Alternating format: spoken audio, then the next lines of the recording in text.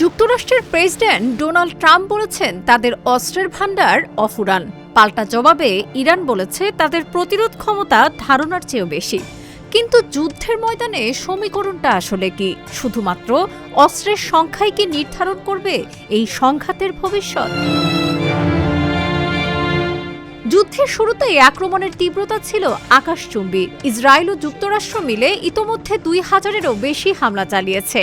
অন্যদিকে Iran ছুড়েছে ৫৭১টি ballistic missile এবং প্রায় ১,৪০০ ড্রোন। কিন্তু পরিসংখ্যান বলছে ইরানের আক্রমণের ধার কমছে। মার্কিন জেনারেল ড্যান কেইনের মতে প্রথম দিনের তুলনায় ইরানের মিসাইল ছোড়ার হার কমেছে ৮৬%।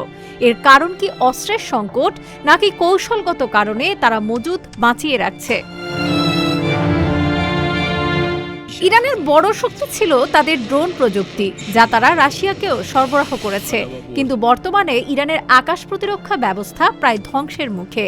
আমেরিকা এখন নজর দিচ্ছে ইরানের উৎপাদন কারখানা ও গোপন মজুদগুলো ধ্বংস করার দিকে। তবে ইরানের পাহাড় বেষ্টিত গোপন সুড়ঙ্গে লুকিয়ে রাখা অস্ত্র খুঁজে বের করা সহজ হবে না। এদিকে যুক্তরাষ্ট্র যে চাপে আছে, প্রেসিডেন্ট ট্রাম্পের অস্ত্র উৎপাদনকারীদের সাথে জরুরি বৈঠক সেই ইঙ্গিতই দেয়।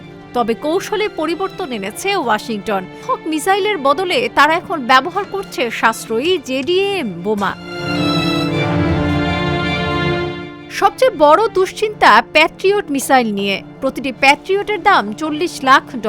ইউক্রেন এবং আরব মিত্রদের চাহিদা মেটানোর পর যুক্তরাষ্ট্রের হাতে এখন ১,৬০০-র মতো প্যাট্রিয়ট মজুদ রয়েছে।